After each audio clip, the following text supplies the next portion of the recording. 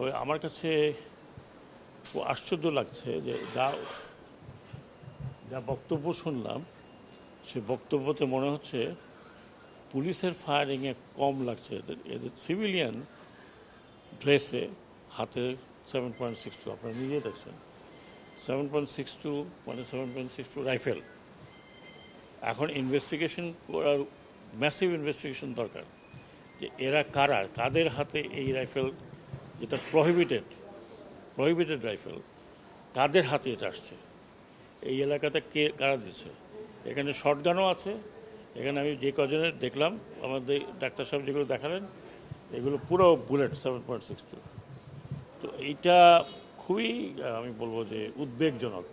এক তো পুলিশের হাতে আছে, ইউনিফর্মে তার হাতে আছে, কিন্তু সিভিল ড্রেসে কারা আনসার এলাকাতে গিয়ে তারা বাইরেও হয় নাই, তারা কিন্তু আনসার গেটের মধ্যে তাদেরকে এরকমভাবে ফায়ার করছে। আরও নাকি এখানে তো মাত্র 7-8 জন, ওদের আনসার যে হসপিটাল ফ্যাসিলিটি সেখানেও আছে। তো এটা খুবই মারাত্মক। মানে তার মানে হচ্ছে যে আমরা সিভিলিয়ানকে আর্ম করেছি।